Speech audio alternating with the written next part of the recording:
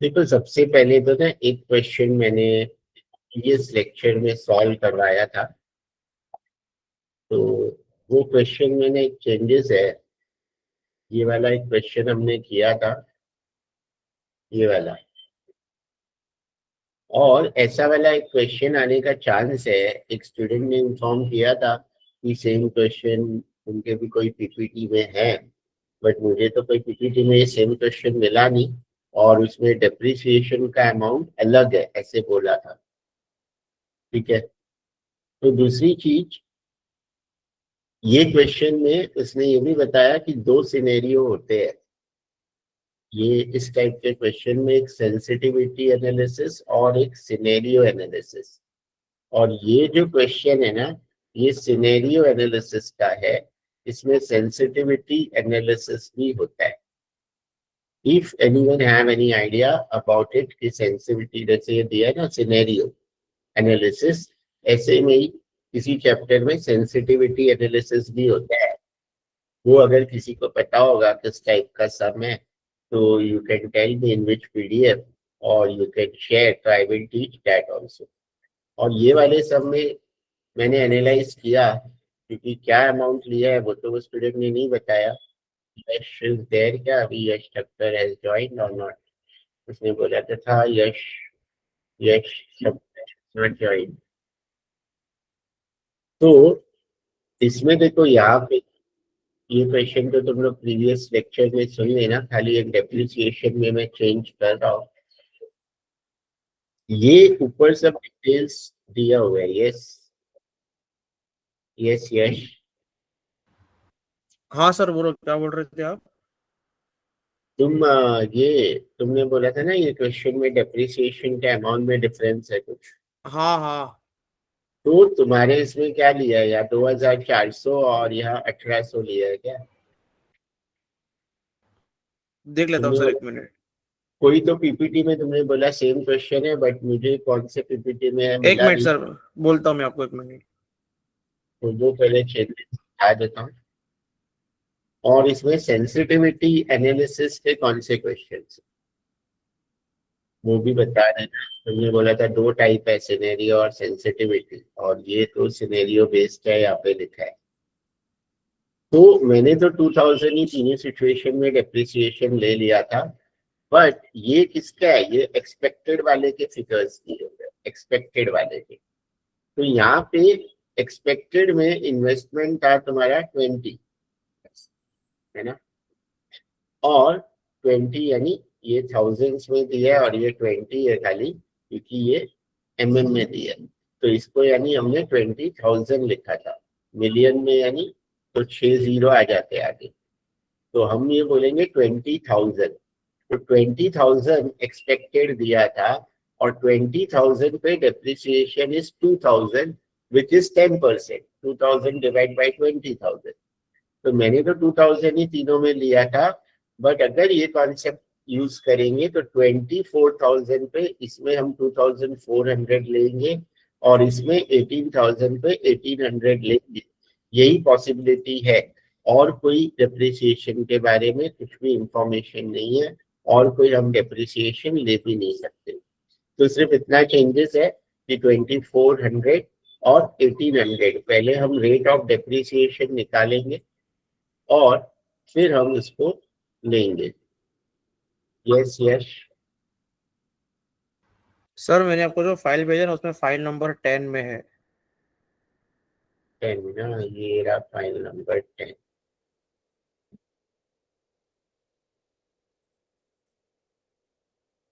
कौन से स्लाइड पे है? और स्क्रॉल डाउन करो सर। हाँ, ये वाला है क्या? ऐसा ही लग रहा है, एक्सपेक्टेड, पेसिमिस्टिक, ऑप्टिमिस्टिक।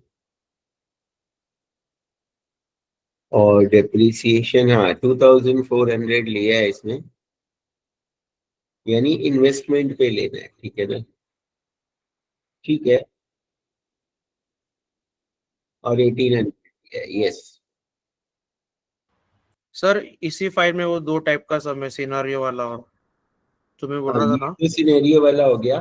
तो देखो एक इस टाइप का सम आने का चांस है। ये सम तो पूरा एक्सप्लेनेशन तुम लोगों को प्रीवियस यूट्यूब पे अपलोडेड रिकॉर्डिंग में मिल जाएगा।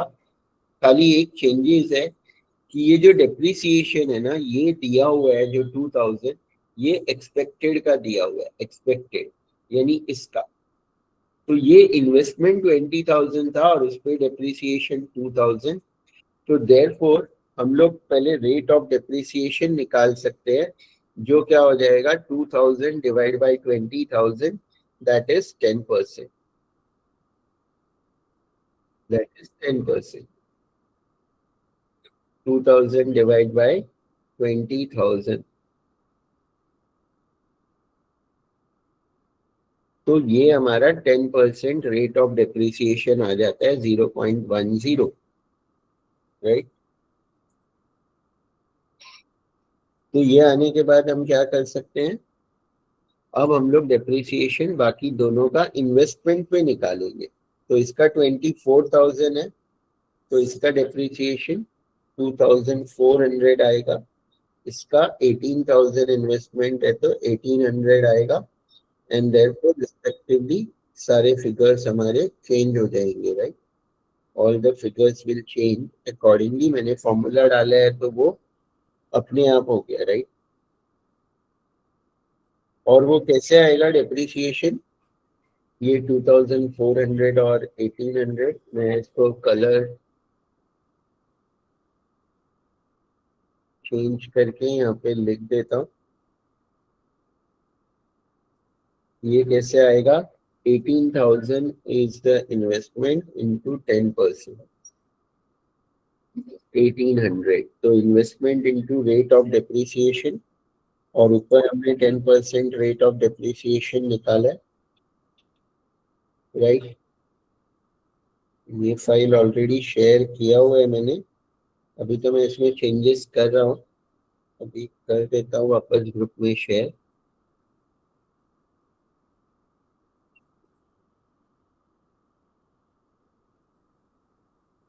बट जो मैं अभी चेंजेस करूंगा तो लेक्चर के बाद मैं वापस शेयर कर दूंगा, राइट। ओके।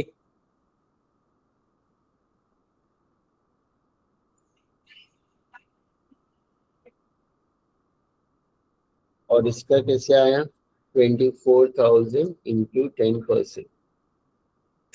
तो पहले हमने परसेंटेज निकाला एक्सपेक्टेड का लेके, और फिर रेट ऑफ डेप्रिसिएशन वाज 10%। तो investment into rate of depreciation से हमने ये निकाला, राइट। क्लियर है। तो ये सम तो एक्सप्लेनेशन था, खाली changes one was made. And this is scenario analysis. Scenario analysis में हमने निकाला ये पूरा एनपीवी, राइट। ये एक फाइल है, तुम लोगों के पास होगी, जो फाइल नंबर है ये प्रेजेंटेशन पैफ 10 एनवी रिस्क, राइट। ये फाइल भी होगी, नहीं तो यश ये सारी फाइल्स भी तुम भेज दो, वैसे सबके पास होनी ही चाहिए। तो इसमें भी वो क्वेश्चन था ये यहाँ पे एक, राइट। तो ये तो था हमारा सिनेरियो बेस्ड। सेंसिटिव बेस्ड वाला कहाँ पे है, इसमें ही है क्या नीचे,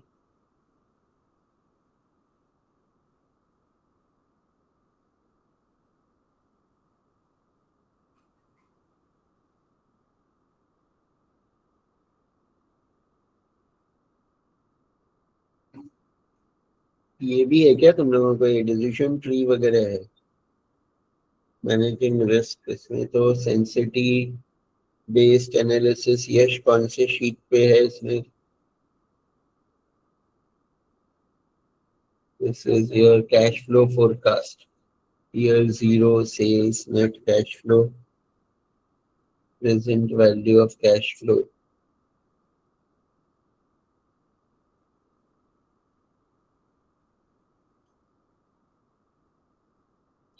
ब्रेक इवन का मैंने सम सिखाया था, वैसे ही इसमें ब्रेक इवन के सम्स है, ठीक है ना। ब्रेक इवन के देखो, इसमें क्या है, अकाउंटिंग ब्रेक इवन एनालिसिस। अब इसमें ना यहाँ पे अगर ये क्वेश्चन तुम लोगों को दिख रहा है, तो यहाँ पे दिया हुआ है कि इन्वेस्टमेंट इज 20,000 इनिशियली, फिर ईयर 2 1 का sales, variable cost, fixed cost, depreciation, everything is given, right. और फिर नेट कैश फ्लो निकाला हुआ है, नेट कैश फ्लो निकाला हुआ है। अब इसमें तुम लोगों को अगर ब्रेक इवन फाइंड करने बोलते हैं, एक तो हमने वो ब्रेक इवन कैश वाला और अलग जो पास पेपर का था वो तो लास्ट लेक्चर में सॉल्व किया था। तो सबसे पहले ब्रेक इवन निकालने के लिए मैंने बोला था पीवी रेशियो, जिसको हम कंट्रीब्यूशन टू सेल्स रेशियो भी बोलते हैं, वो निकालना होता है, राइट। तो हमें सबसे पहले तो ये बनाना होता है, यहाँ सेल्स दिया है 18,000 और वेरिएबल कॉस्ट दिया हुआ है 66 2/3 ऑफ सेल्स। तो वेरिएबल कॉस्ट इज 2/3 मीन्स 0.66, तो 66.666। तो कंट्रीब्यूशन रेशियो क्या हो जाता है, कंट्रीब्यूशन अपॉन सेल्स, या 100 में से वेरिएबल कॉस्ट माइनस करो, वेरिएबल कॉस्ट 66.66% है, तो ये जो कंट्रीब्यूशन है ये 33.33% आएगा। और तुम्हारा जो ब्रेक इवन सेल्स का फॉर्मूला है, एक हमने इसमें किया था ब्रेक इवन सेल्स, किसमें तो ये वाला। तो यहाँ मैंने बताया था कि सबसे पहले ये इनकम स्टेटमेंट बना लेना है तुम्हें, sales, variable cost, contribution less fixed cost profit. PV ratio का फॉर्मूला ये, जिसको हम कंट्रीब्यूशन टू सेल्स रेशियो भी बोलते हैं, ये 33.33 आएगा। और break even point fixed cost plus depreciation, अगर डेप्रिसिएशन अलग से है तो, अगर डेप्रिसिएशन अलग से इसमें तो कहीं दिया नहीं था, तो सिर्फ फिक्स कॉस्ट लिखा है, because depreciation is also a fix cost ना। तो हमें क्या लेना है, फिक्स कॉस्ट प्लस डेप्रिसिएशन, जो यहाँ पे लिखा है फॉर्मूला, डिवाइड बाय वही पीवी रेशियो या कंट्रीब्यूशन टू सेल्स रेशियो। इसमें फिक्स कॉस्ट और डेप्रिसिएशन अलग अलग दिया है, तो दोनों लोग एक ही दिया है तो एक ही लेना है, राइट। तो तुम्हारा ब्रेक इवन सेल्स आ जाता है 9090। और ब्रेक इवन सेल्स क्या होता है, जहाँ पे प्रॉफिट जीरो होता है, देयर इज नो प्रॉफिट, तो हम 90 पे निकालेंगे प्रॉफिट, तो वो नील आएगा। हम चेक करें 9090 सेल्स लेके, वेरिएबल कॉस्ट 66.66% ले, कंट्रीब्यूशन 3000, फिक्स कॉस्ट आल्सो 3000, तो प्रॉफिट विल बी नील। और एक उसमें हमने सीखा था ये वाला, जिसमें था ये break even point capacity utilization, इसका भी ये फॉर्मूला था, जो तुम लोग ये लेक्चर में सुन लेना, राइट। अभी मैं पहले एक सेंसिटिविटी एनालिसिस का नहीं मिल रहा है, यश तुम्हें पता है इसमें कौन सा सम है, सेंसिटिविटी एनालिसिस? उसमें नहीं जो सर, मेरे को भी आइडिया नहीं है। ये कैपेसिटी यूटिलाइजेशन का इधर भी है, जो मैंने लास्ट टाइम सिखा दिया था, तो ये मैं अभी नहीं कर रहा हूँ इसमें। तो ये रहा sensitivity analysis, one variable is valid at a time, scenario analysis several variable simultaneously. Okay, यानी इसमें खाली ये डिफरेंस है कि अभी ये जो सम था ना, हमने एंड सम ये 25 का किया था जो फैब वाला, इसमें देखो ये इन्वेस्टमेंट भी चेंज हो रहा है, सेल्स भी चेंज हो रहा है, वेरिएबल कॉस्ट भी चेंज हो रहा है, फिक्स कॉस्ट भी चेंज हो रहा है, चार वेरिएबल चेंज हो रहे हैं, तो इसको सिनेरियो एनालिसिस बोलते हैं। अब अगर सेंसिटिविटी एनालिसिस है तो उसमें कोई भी एक ही वेरिएबल चेंज होगा, बट उसका आने का चांस कम है, क्योंकि वो तो और सिंपल हो जाएगा, एक ही वेरिएबल चेंज करके तुम्हें ये बनाना है बस। तो जो भी एक ही वेरिएबल चेंज होगा ऐसा कोई क्वेश्चन दिया होगा, तो वो अभी हम नहीं करते। तो ये एक इम्पॉर्टेंट है, जो भी प्रीवियस लेक्चर में मैंने 4 क्वेश्चन करवाए थे, एक ये वाला, एक ये वाला, एक ये वाला, ये भी इम्पोर्टेंट है जो उस पीपीटी में है, और एक ये कैश फ्लो एस्टिमेशन वाला, राइट। अब हम लोग और पास पेपर्स में से देख लेते हैं, या तुम लोगों के पास कोई भी और सम्स है जो तुम लोगों को सिखाए हैं और तुम्हें बोला है कि आएंगे, या यू नो कि दिस इज इम्पोर्टेंट, तो वी कैन डू दो सम्स ऑल्सो। ये मेकअप का पेपर है, इसमें भी हम लोग देख लेते हैं। ये calculate the ERR of the project.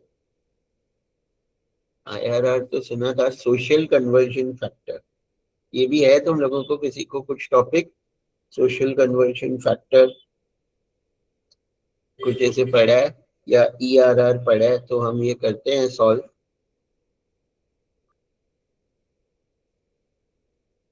और ये कौन सा है हमारा capital outlay on the project, social cost benefit analysis तो है, मैंने कोई तो पीपीटी में देखा था अभी, social cost benefit analysis.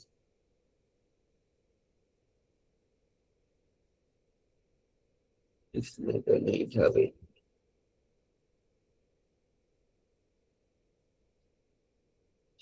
Yes, कौन से पीपीटी में है, किसी को पता है तो बता सकते हो? Social cost benefit and analysis in the syllabus, you will have any idea?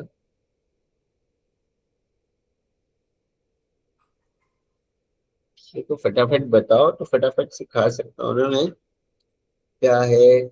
You all can search the PPTs that you have. Social cost benefit मैंने कहीं तो देखा था, ये रहा, ये 7 वाला है, प्रेजेंटेशन पैप 7। इसके न्यूमेरिकल्स है क्या तुम लोगों को? सोशल कॉस्ट बेनिफिट एनालिसिस, ये भी बहुत इकोनो इम्पोर्टेंट है। इस पे एक न्यूमेरिकल आया है एक पास पेपर्स में, इसमें देख लेते हैं हम लोग न्यूमेरिकल्स है क्या। इसमें है न्यूमेरिकल सर ये वाले पीपीटी में। तो ये भी हम लोग देख लेते हैं। Social cost benefit analysis adjust for impact on savings and investment. ये श्रुति जो मैं तो पास पेपर से ही कर रहा हूँ, मुझे भी नहीं पता है। एक तो ये है सिनेरियो और सेंसिटिविटी एनालिसिस, एक ये ब्रेक इवन पॉइंट वाला था जो हमने किया था, वो फाइल नंबर 10 में ही था ये दोनों तो। एक ये था WACC वाला, एक वर्किंग कैपिटल है, pre mid sem NPV IRR benefit cost ratio, जो कैपिटल बजटिंग है वो प्री मिड सेम है, राइट। एक ये कैश फ्लो एस्टिमेशन है, बट सारे तो आएंगे नहीं। कितने मार्क्स के न्यूमेरिकल्स? मैक्स 50 मार्क्स के ही होंगे, राइट। तो वो ही हम लोग भी सॉर्ट कर रहे हैं श्रुति, और देख रहे हैं क्या क्या सम्स है। तो इसमें ये दे दिया है कि change in savings income of group due to project into marginal propensity to save. तो यहाँ पे दे दिया है summation of change in income into MPS, जो है मार्जिनल प्रोपेंसिटी टू सेव। तो change in income into MPS एक कॉलम बना के उसका टोटल लेंगे, उसको ही हम सोशल कॉस्ट बेनिफिट एनालिसिस बोलते हैं। तो यहाँ पे एक क्वेश्चन दिया हुआ है कि 4 ग्रुप है, इनकम गेन्ड या लॉस्ट दिया हुआ है, और मार्जिनल प्रोपेंसिटी टू सेव भी दिया हुआ है। तो सोशल कॉस्ट बेनिफिट एनालिसिस क्या होता है? इनकम गेन्ड या loss, change in income, this is change in income ही दिया है। हो सकता है उन्होंने ओल्ड इनकम न्यू इनकम दिया हो, तो जो डिफरेंस होगा वो new minus old, but here already they have given the change in income. वो पॉजिटिव भी हो सकता है अगर इनकम बढ़ेगा, तो नेगेटिव भी हो सकता है अगर इनकम कम होगा तो। और मार्जिनल प्रोपेंसिटी टू सेव तो ऑब्वियसली क्वेश्चन में देंगे, क्योंकि वो तो हम कहाँ से ढूंढेंगे नहीं। तो मार्जिनल प्रोपेंसिटी टू सेव दिया है, तो ये तो एकदम सिंपल एग्जांपल है, खाली मल्टीप्लाई किया है change in income into MPS, और ये जो है इसका कॉलम का टोटल लिया है जो नेगेटिव आ रहा है। तो सोशल कॉस्ट बेनिफिट नेगेटिव है, मतलब अच्छा नहीं है, पॉजिटिव होना चाहिए वो, राइट। तो ही अच्छा है। तो इसमें तो एक ही समय और भी हम देख लेते हैं यहाँ पे।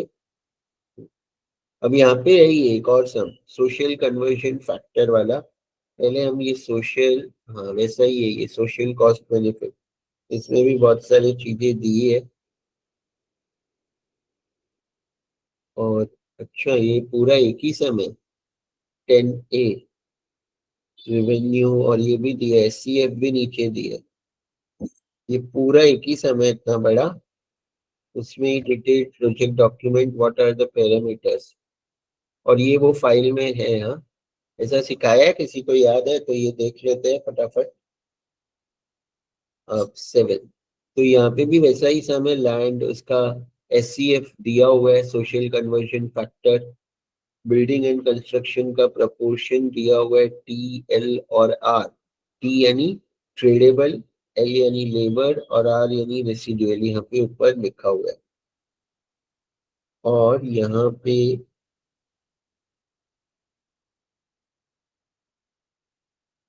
ये वही सेम ही इलस्ट्रेशन लग रहा है जो आया है उन लोगों के पेपर में भी। यहाँ 0.2, 10 और 7, क्योंकि एक ही क्वेश्चन है इसमें, सेम ही क्वेश्चन है ये, तो इसका सॉल्यूशन भी होगा, नीचे रेवेन्यू वगैरह दिया है।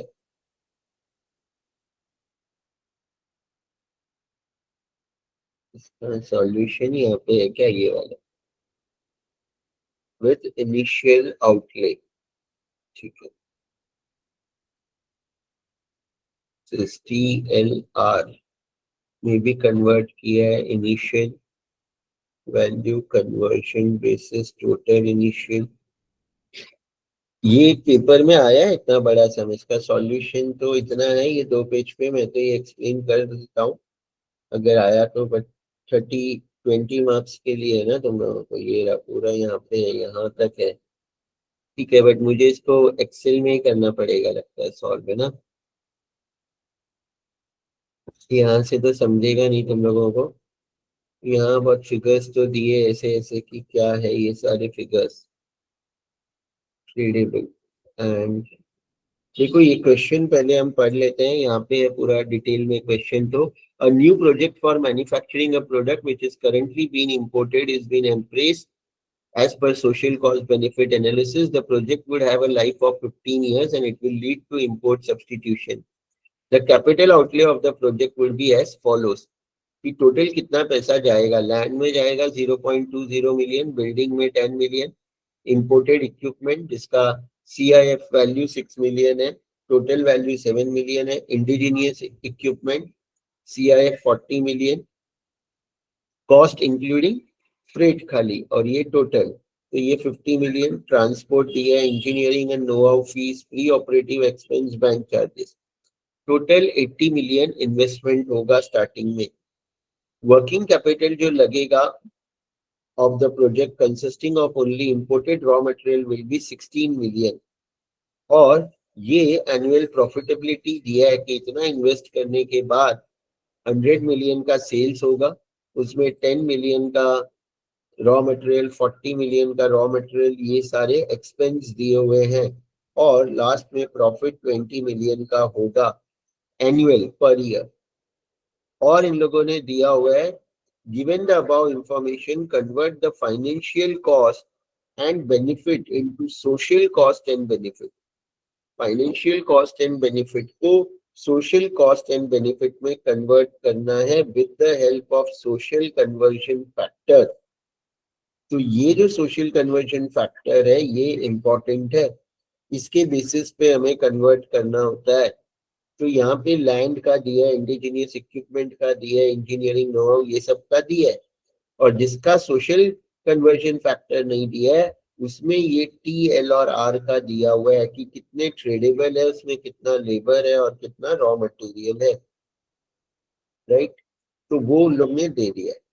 उसके बाद इन लोगों ने दिया है T मीन्स ट्रेडेबल, वही L means labour, R means residual, with SCF this calculate the ERR of the project. अब ये सेम क्वेश्चन हमारा यहाँ पे है सॉल्व ऑलरेडी,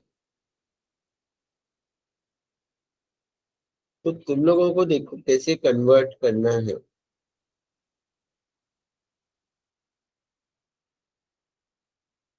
ये सारी फाइनेंशियल कॉस्ट है, पूरा ये कहाँ से लिखा हमने ये पूरा, देखो ये मैं वहां पे कॉपी कर लेता हूँ एक्सेल में, तुम लोगों को ज्यादा अच्छा दिखेगा और मैं इसको एडिट कर सकता हूँ।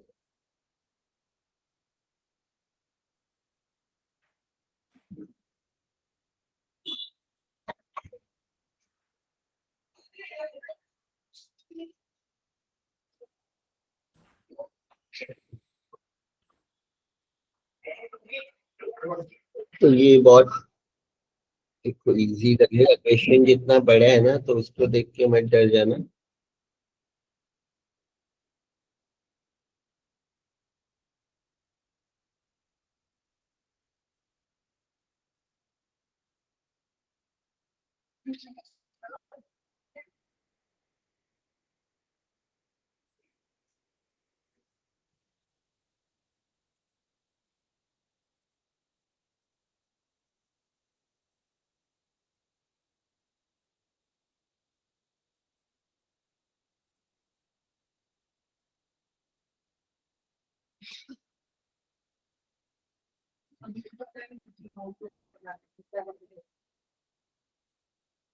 ठीक है, देखो ये सारा क्वेश्चन में ही दिया था जो हमने यहाँ पे कॉपी किया।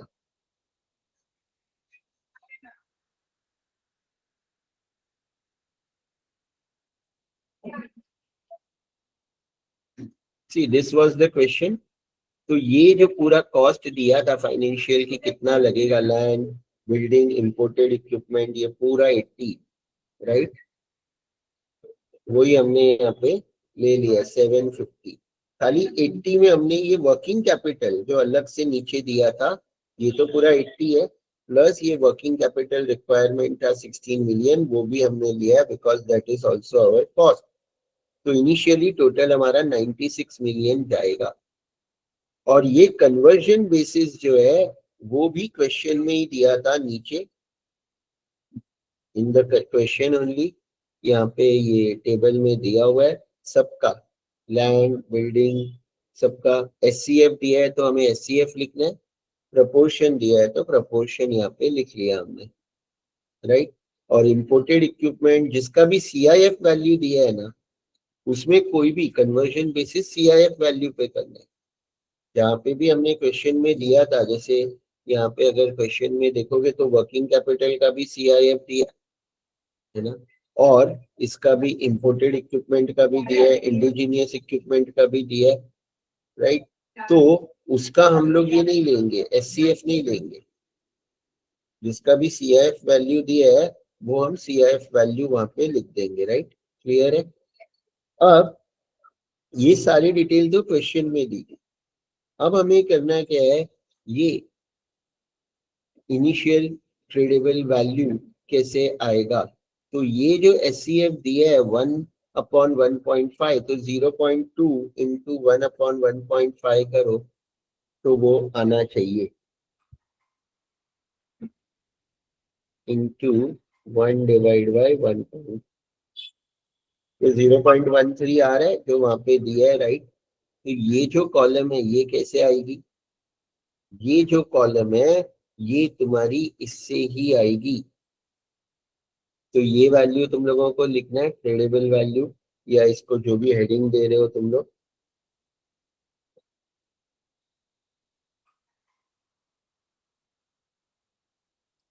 और जिसमें भी एससीएफ दिया हुआ है या सीआईएफ लिखा है उसका वैल्यू यहाँ लिखेंगे। ये टीएलआर है, तो ये जो टीएलआर है वो तो हम यहाँ पे इसका वैल्यू लिखेंगे अलग अलग, टीएल एंड आर। तो ये कैसे आया, सबको क्लियर है। 0.2 इंटू 1/1.5। इंपोर्टेड इक्विपमेंट में तो सीआईएफ वैल्यू जो है वही ले लेंगे। तो क्वेश्चन में इंपोर्टेड इक्विपमेंट में सीआईएफ वैल्यू कितना था, 6। तो यहाँ पे हम 6 ही ले लेंगे, इसमें कैलकुलेट नहीं करना है, right. We don't have to calculate in this. फिर इंडिजीनियस इक्विपमेंट का भी सीआईएफ वैल्यू जो दिया हुआ है 40, वो हम लोग डायरेक्टली ले लेंगे। और ये 5 इंटू 1.5, 5 इंटू 1.5, 4.8 इंटू 1,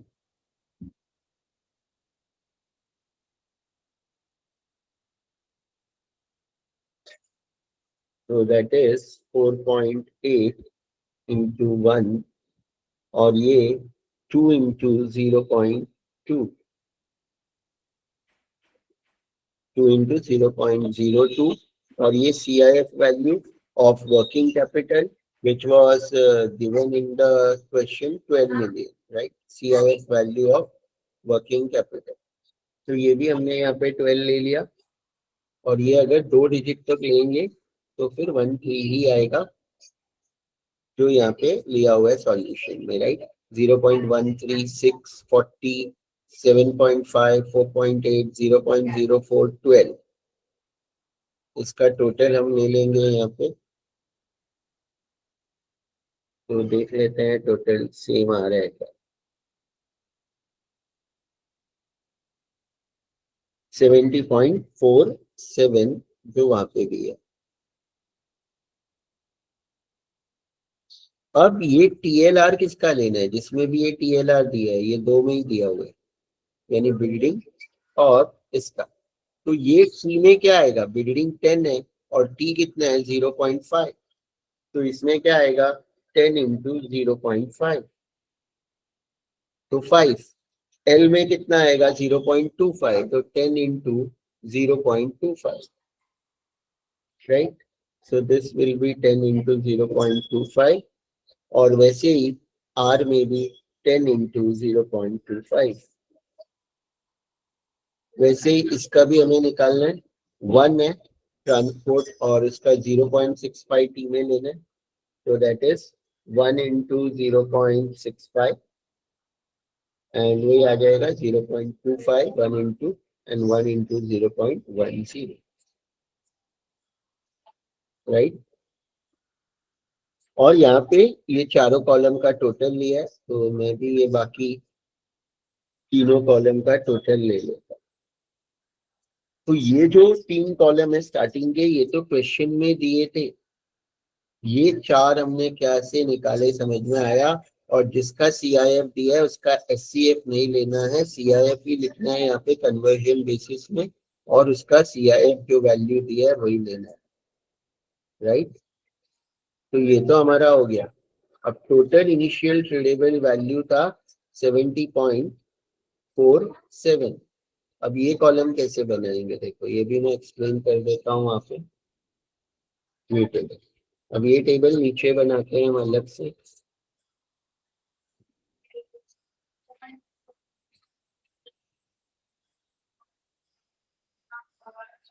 तो देखो यहाँ पे समझो, ये जो टोटल आएगा तुम्हारा ट्रेडेबल वैल्यू, वो सबसे पहले लिखना है टोटल इनिशियल ट्रेडेबल वैल्यू, इस कॉलम का टोटल फर्स्ट, राइट।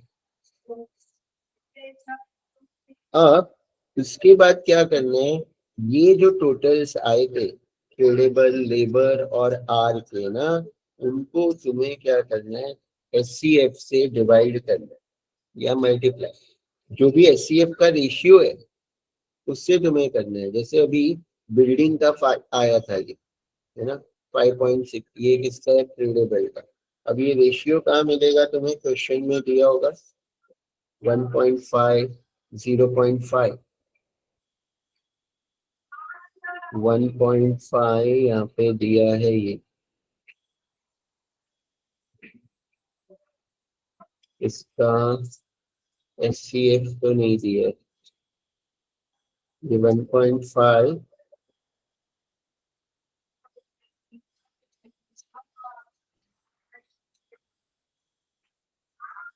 1.5 कहाँ से आया, इंजीनियरिंग नोवा फीस क्वेश्चन में कहीं पे दिया है ये 0.5,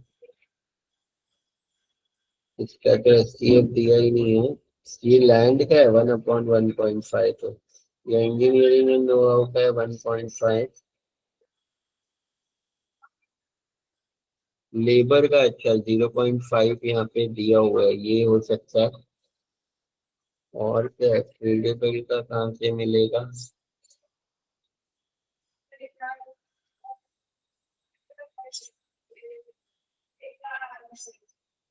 सर नीचे दिया हुआ है। अच्छा यहाँ दिया हुआ है, ये रहा, सॉरी। तो यहाँ दिया है टी का 1/1.5, एल का 0.5, आर का 0.5, इनका SCF यहाँ पे दिया। तो यहाँ पे दिया है तो 5.65, सबको मल्टीप्लाई करना है, तो 5.65 इंटू 1/1.5, इसका लेबर का दिया था 0.5, तो लेबर का जो टोटल आया 2.75 इंटू 0.5, 2.6 इंटू 0.5, तो ये हमारे वैल्यूज आ गए और इसका टोटल आ गया। ये तुम्हारा total cost of initial outlay हो गया। हमें निकालना है सोशल कॉस्ट बेनिफिट एनालिसिस, तो ये तो कॉस्ट भी निकाला हमने। अब ऐसे ही जो बेनिफिट है, जो सेल्स है, उसका भी हमें वैल्यू निकालना है, और दोनों का डिफरेंस हमारा क्या हो जाएगा, सोशल कॉस्ट बेनिफिट, राइट। तो ये भी क्वेश्चन में दिया था। अब हमें क्या करना है, नेक्स्ट जो टेबल बनाएंगे इसका, ये सब जो दिया हुआ है ना, इसका बनाना पड़ेगा। और इन सब का भी यहाँ पे देखो दिया हुआ है, SCF वगैरह दिया है ना, लेबर का, सैलरीज का, repair maintenance, water, fuel, electricity, ये सब का भी दिया है, तो ये भी वैसे ही बनाना है। तो ये भी यहाँ पे नीचे बनाया होगा यहाँ पे। हाँ, ये रहा। यस, ये अच्छा है। चलो, डेटा टाइप नहीं करना पड़ रहा है, खाली एक्सप्लेन ही करना है, तो वहाँ कॉपी पेस्ट हो रहा है। सर ये वाला लर्न करना पड़ेगा, ये जो फॉर्मेट है टोटल इनिशियल वाला। हाँ, मैं बताता हूँ। नहीं, सब कुछ क्वेश्चन में ही था। देखो, एक्चुअली तो सब कुछ क्वेश्चन में ही था। नहीं सर, ये वाली जो 5 वाली, ये total cost of initial outlay वाली जो टेबल है ना, उसकी बात कर रहा हूँ। ये ये हाँ ये तो इधर से आए ना वैल्यू, ये जो 4 वैल्यू आए, हाँ, नहीं वो वैल्यूज और कन्वर्जन समझ गया, पर ये ये वाले जो ऊपर मतलब, वाला। हाँ नहीं नहीं, कन्वर्जन और ये कैलकुलेशन सब समझ गया। ये हाँ, जो फॉर्मेट है ये याद करना पड़ेगा ना, ये ये वाला। 5 जो लिखे हुए हैं। नहीं नहीं, उसके नहीं, नीचे वाला, ये ये तो 5, क्वेश्चन में दिया हुआ है ना। ये बोल रहे हो? ये हाँ, ये वाला। नहीं, ये भी, ये जो 4 है, जो कॉलम हेडिंग है वही है।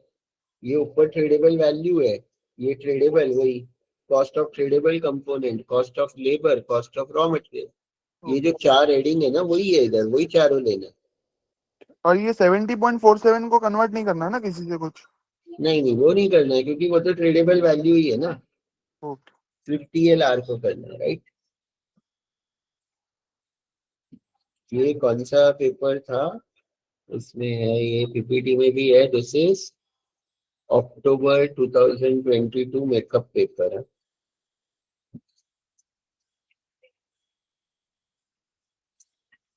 मेकअप 2022। अब बस उसका भी बनाना है ऐसे ही, मतलब उतना हार्ड नहीं है। वही मैं बोल रहा था कि सम देखने में जो हार्ड लगता है वैसा है नहीं, बट बस ये है कि मैं भी फर्स्ट टाइम सिखा रहा हूँ और तुम लोग ने भी सीखा नहीं होगा, तो ठीक है, टाइम लगता है।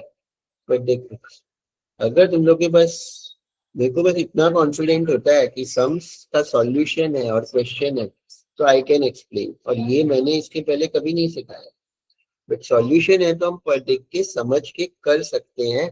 इतना हमें कॉन्फिडेंस होना चाहिए खुद पे कि क्या है, वहां पे सब दिया ही है ना चीजें, तो थोड़ा सा बस दिमाग लगाना पड़ता है, और तो कुछ नहीं। तो अब ये सब तो दे दिया, ये भी क्वेश्चन में ही दिया था। ये सारे जो चीजें है, सेल्स और ये इम्पोर्टेड रॉ मटेरियल, इंडिजीनियस देखोगे अगर, तो देखो यहाँ पे से ही लिया है ये तो। ये रहा, imported raw material, indigenous, labour, salary, repair maintenance, water, fuel, electricity, depreciation, other overhead, 3 4 5 9। तो ये 9 चीज, 3 4 5 6 9 चीज वहां से ही ली है, राइट है ना। इलेक्ट्रिसिटी को दो में अलग अलग डिवाइड किया है, चेक कर लेते हैं। देखो, imported raw material 10, indigenous raw material 40, labour 5, salaries 3, repair and maintenance 1, water fuel 5। अब ये जो है इलेक्ट्रिसिटी 3.0158 है और ड्यूटी 1.985 है। 5 का ब्रेकअप दिया हुआ था, तो 5 का ब्रेकअप दिया हुआ था, तो हमने खाली वो लिया जो रेट है 3.015, उसको 2 डिजिट तक लिया, तो वो 3.020 लिया है इसलिए। और ड्यूटी वाला लेना ही नहीं है, ड्यूटी वाला नहीं लिया है इन लोगों ने, ठीक है ना। तो ड्यूटी वाला नहीं लेना है, ये तुम लोग याद रखो। और डेप्रिसिएशन भी नहीं लेना है, because depreciation is a non cash expense. Non cash expense है, वो भी नहीं लेना है, क्योंकि हम फाइनेंशियल कॉस्ट कर रहे हैं। तो डेप्रिसिएशन भी नहीं लेना है। अदर ओवरहेड 7 है, वो लिया है। तो यहाँ तक तो सबको क्लियर है कि सिर्फ इलेक्ट्रिसिटी में रेट लिया है, ड्यूटी वाला इग्नोर किया है, प्लस डेप्रिसिएशन और any other non cash expense को हम नहीं लेंगे। ये तो इसका टोटल है, राइट, 74.02। कन्वर्जन बेसिस के लिए वही रूल है, जिसका CIF दिया है वहां पे CIF लिखना है, नहीं तो SCF दिया है तो SCF लिखना है, और अगर TLR दिया है तो TLR लिखना है, राइट। तो यहाँ पे जो हमारा इंपोर्टेड रॉ मटेरियल है, उसका तो CIF दिया था यहाँ पे, राइट। तो इसलिए हमने यहाँ पे CIF लिखा है। इंडिजीनियस रॉ मटेरियल का क्या दिया है, इंडिजीनियस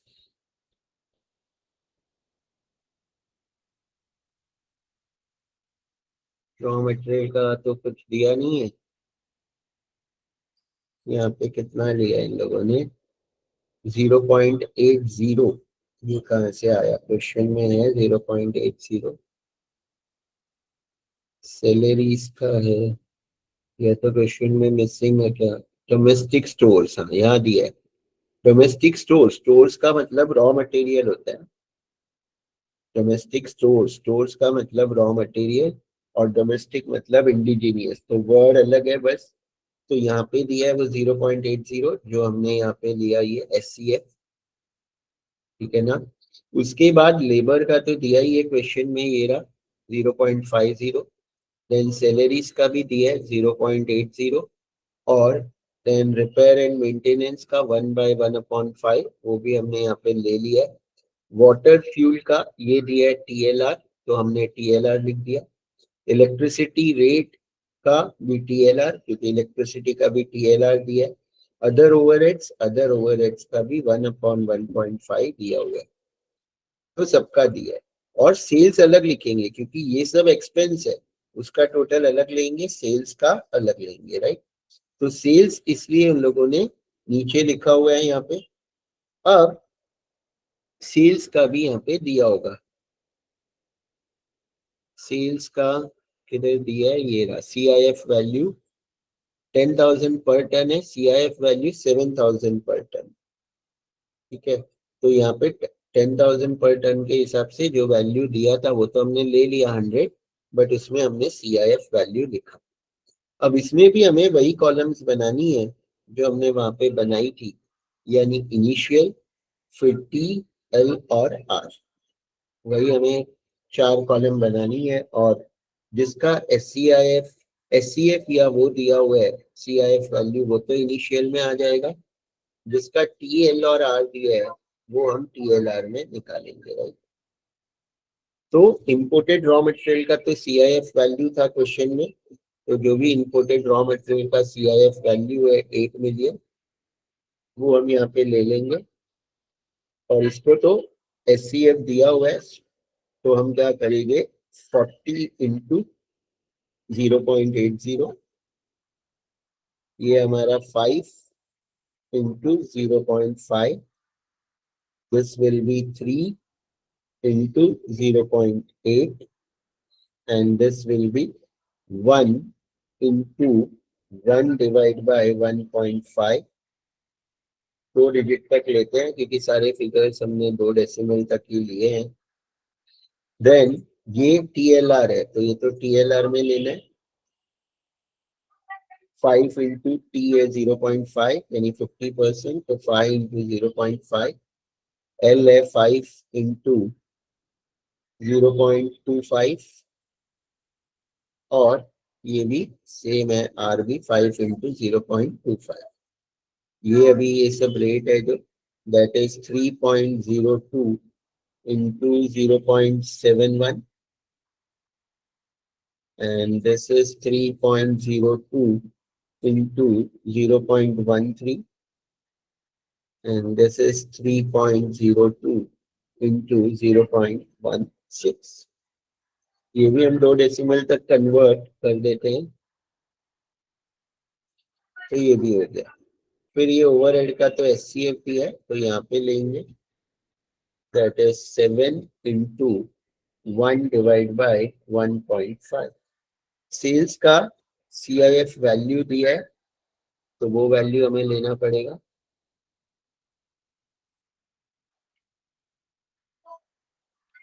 यहाँ पे हम टोटल ले लेते हैं ये चारों कॉलम का,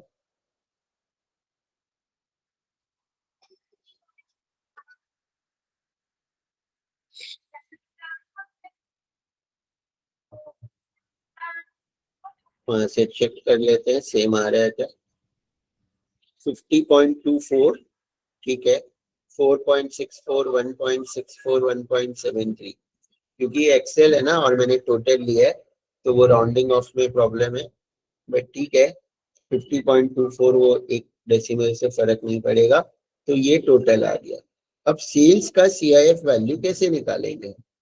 देखो सेल्स का CIF के लिए इन लोगों ने क्वेश्चन में दिया हुआ है कि 10,000 पर टन के हिसाब से 100 है, बट CIF वैल्यू 7,000 पर टन है।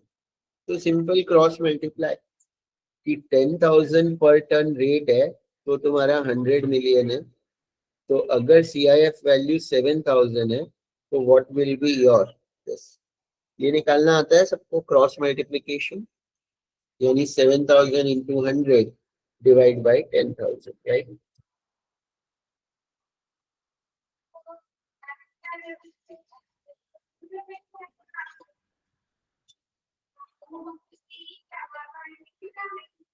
तो हमारा 70 आएगा आंसर इसका। ये 7,000 है, मैंने 700 लिख दिया, यस। तो 70 आएगा, वो इसका CIF वैल्यू हमने यहाँ भी ले लिया। अब जैसे हमने वहां पे ये चारों फिगर का टेबल बनाया था ना, तो इसमें भी बनाना पड़ेगा ये चारों फिगर का, right? जैसे हमने वहां पे बनाया, कॉस्ट का भी हमें बनाना पड़ेगा, जो इन लोगों ने यहाँ पे बनाया हुआ है ये वाला, राइट।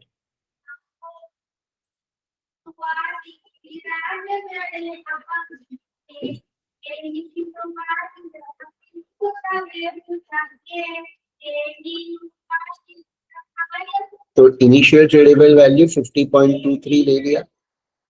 अब ये ट्रेडेबल लेबर का तो रेशियो दिया था वहां पे, ये SCF नीचे दिया हुआ ही है, TLR का यहाँ पे 1.5 0.5, तो उससे मल्टीप्लाई करने, तो 4.64 है हमारा, तो 4.64 ले लेते हैं, ठीक है ना। तो यहाँ पे 63 लिखा है, तो जो भी लिखा है ठीक है, बट इनटू लिखना है। मैं यहाँ 4.64 कर देता हूँ, इंटू 1/1/1/5 मल्टीप्लाई करना है SCF से। ये 1.64, ये 1.73 और ये 50.23 ले लेता हूँ मैं, ठीक है। और ये तो टोटल हो जाएगा इसका 55, ठीक है, वो 0.01 का डिफरेंस है। तो ये हमारा सोशल कॉस्ट ऑफ ऑपरेशन हो गया। ये क्या है, इनिशियल इन्वेस्टमेंट का, ये टोटल इनिशियल आउटले इतना जाएगा, जो भी शुरू में पैसा जा रहा था ये उसका टेबल था कि उसका हमने निकाला। वैसे ही हर साल जो भी हमारा कॉस्ट होगा ये उसका वैल्यू आ गया, राइट। और ये हमारा सेल्स, वो तो 70 है ही। अब हम निकाल सकते हैं, सब अब हो गए कैलकुलेशंस। तो अब यहाँ पे ये है social net benefit per year कितना होगा, right. Social net benefit per year, तो ये जो सेल्स का वैल्यू हमारा आया था दैट इज 70, जो हमने यहाँ पे ऊपर टेबल में लिखा था, क्योंकि वो तो इनिशियल का ही है, माइनस ये 55 जो सोशल कॉस्ट है। तो एनुअल बेनिफिट हमें 15 होने वाला है हर साल। और लाइफ ऑफ प्रोजेक्ट कितना है, 15 ईयर्स। अगर देखोगे तो लाइफ ऑफ प्रोजेक्ट क्या है, 15 ईयर्स है, ये तो क्वेश्चन में दिया था। अब तुम्हारा इनिशियल आउटले कितना था, इनिशियल आउटले भी हमने यहाँ पे निकाला था, ये 76.91 और वो हमारा है 14.99, ये मैंने 15 लिखा है। और प्रोजेक्ट लाइफ है 15 ईयर्स, तो इनिशियल आउटले लिख देता हूं मैं यहाँ पे, initial outlay that was 76.91, life of project which is given in the question, that is your 15 years, right। अब तुम लोगों का ERR कैसे निकालोगे, ये ERR जो निकालने बोला है 18%, तो इसके लिए हम, मेरे जो कॉन्सेप्ट मुझे पता है, यहाँ तो कोई कैलकुलेशन शो नहीं किया है, ठीक है ना। तो हमें PVIFA टेबल से करना पड़ेगा, या PVIFA का फॉर्मूला यूज करके कर सकते हैं, राइट। और तो कोई पॉसिबिलिटी यहाँ पे है नहीं। यानी देखो एक फॉर्मूला में या एक्सेल में लिखता हूँ, इससे देखो 18 आ रहा है क्या, कि हमें ये पता है ना कि अगर हमें प्रेजेंट वैल्यू ऑफ एन्युटी निकालना है तो एक फॉर्मूला होता है ए इंटू PVIF। और PVIF का फॉर्मूला पता है क्या सबको? नहीं पता है तो मुझे एक फाइल में से पेस्ट करना पड़ेगा, वो भी मैं पेस्ट कर देता हूँ। बट उससे आंसर पहले तो करेक्ट आ रहा है क्या, मैं पहले वो देख लेता हूँ। कोई पेस्ट करूँ, क्योंकि और तो कोई हमारे पास ऑप्शन नहीं है, या वो IRR वाला जो मेथड है वो तो लंबा हो जाएगा। तो PVIF टेबल से मैं एक बार वैल्यू लेके चेक कर देता हूँ। PVIF टेबल ही नहीं है इसमें।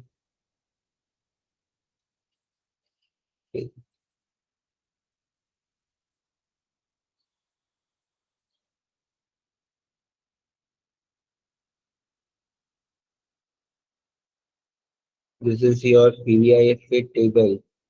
18% का अब इसमें दिया ही नहीं है। अरे यार, ये अलग अभी प्रॉब्लम है। ठीक है, तो निकालना पड़ेगा वैल्यू, तो हमें यहाँ से भी आ जाएगा शायद PVIF से। एक सेकेंड,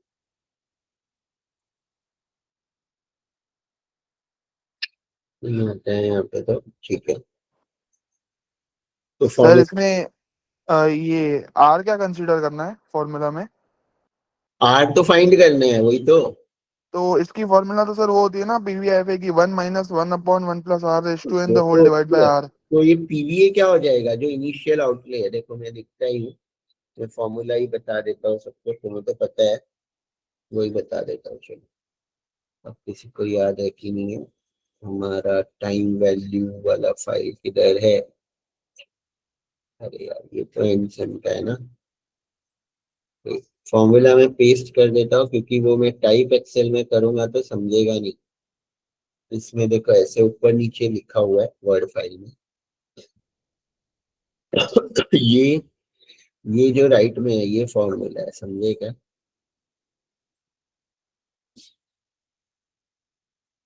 तो ये मैं कॉपी पेस्ट करता हूँ, इससे आंसर आना चाहिए। और तो कोई मेथड मुझे भी पता नहीं है, राइट?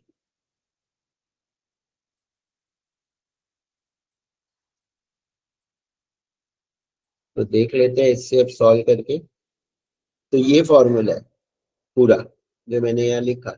अब इसमें PVA क्या है तुम्हारा, ये अभी कोई सॉल्व करो, साइंटिफिक में आता होगा ना किसी को। तो R फाइंड करना है हमें, N15 है।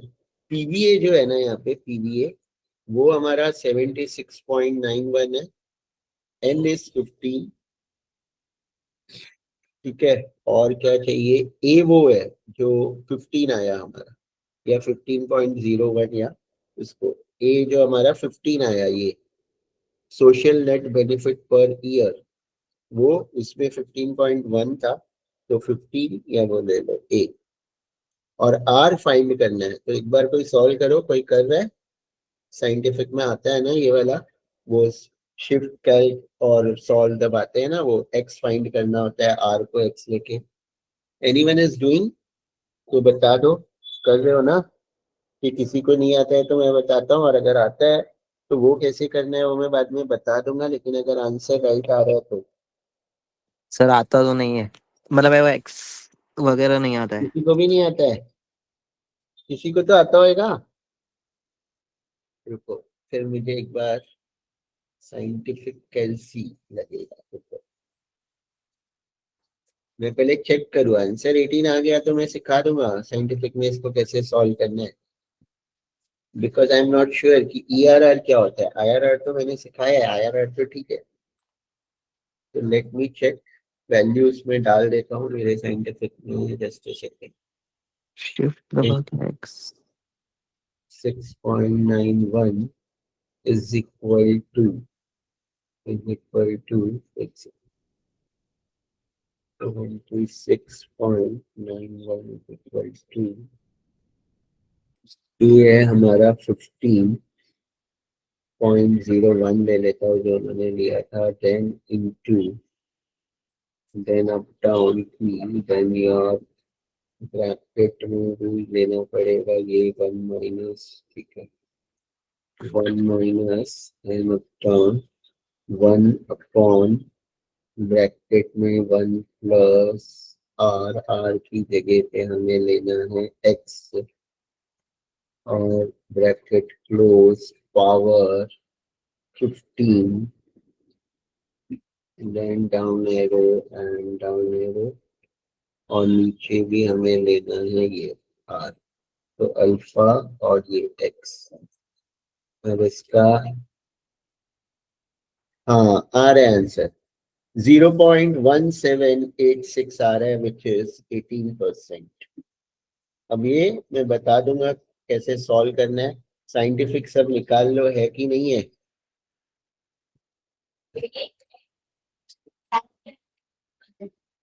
ए कितना 15 मल्टीप्लाई बाय ब्रैकेट 1।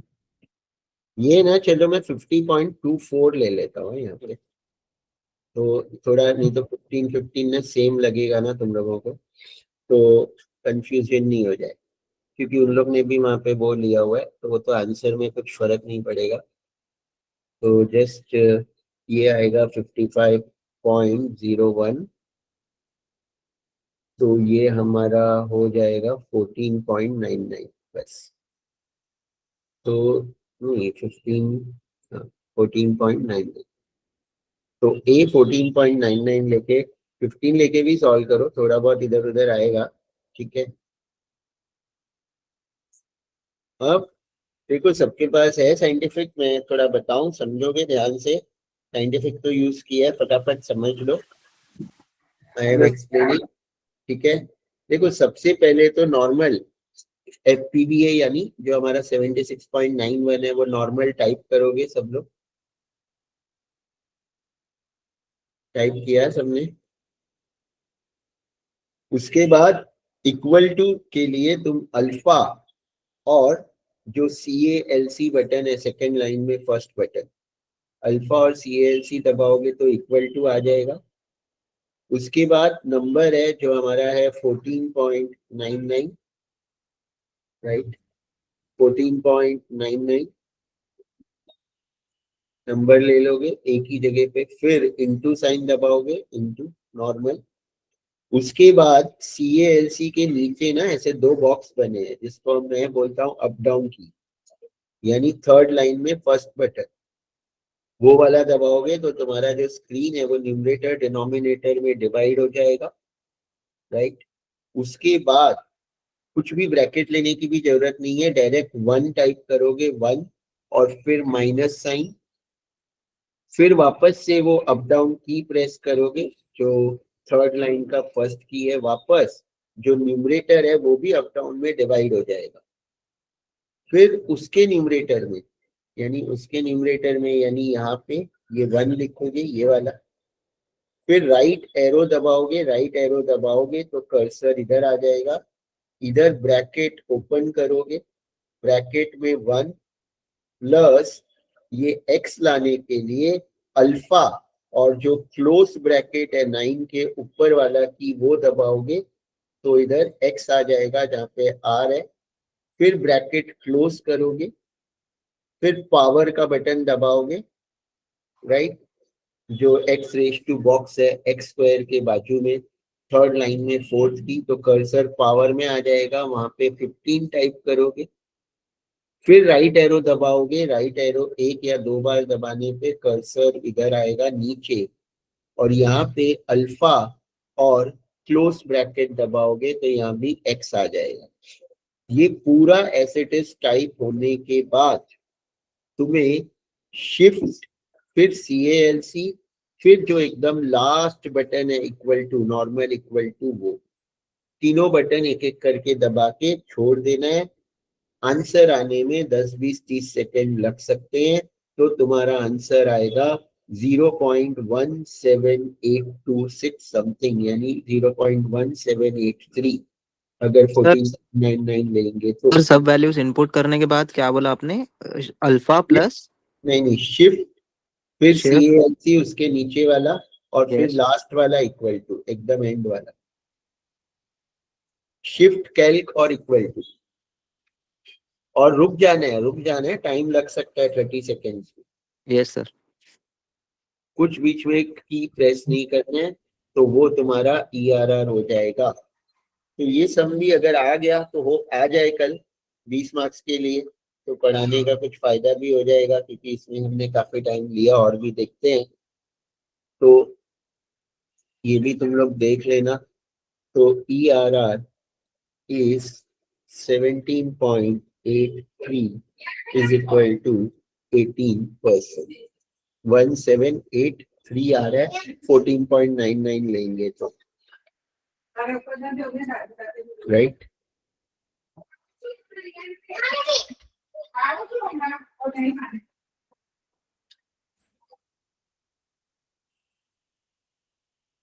तो R is your ERR। Clear है? इसमें किसी को डाउट है? तो ये पूरा सॉल्यूशन है। इसका क्वेश्चन भी पेस्ट करूँ क्या नीचे? क्वेश्चन पेस्ट करना है तो बहुत बड़ा है, एक स्क्रीनशॉट में आएगा नहीं। सर क्वेश्चन प्लीज कर दीजिए पेस्ट। हाँ कर तो देता हूँ, लेकिन एक एक पार्ट करना पड़ेगा। और तब तक कौन सा सम सीखना है निकाल के रखो तुम लोग, तब तक ढूंढते रहो, मैं भी देखूंगा ये पेस्ट करने के बाद। तुम लोगों को कोई भी सम और सीखने और पास पेपर्स के तो मैं देख ही लूंगा। और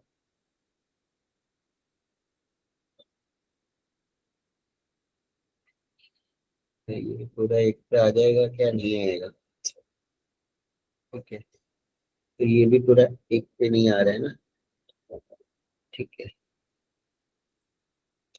मैं पहले इतना ही ले रहा हूँ, सैलरी तक, फिर रिपेयर्स एंड मेंटेनेंस लेता हूँ। स्क्रीन, सर किसी ने ग्रुप में पैफ क्वेश्चंस करके फोटोज भेजे, वो हाँ वो भी देख लेता हूँ मैं।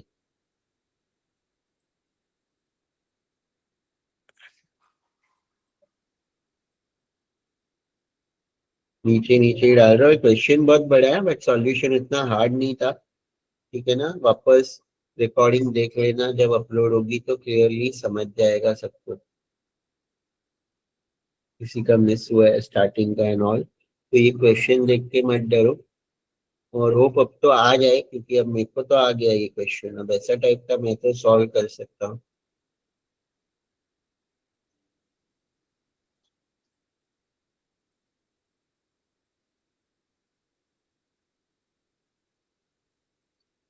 ठीक है, क्वेश्चन पूरा पेस्ट कर दिया है।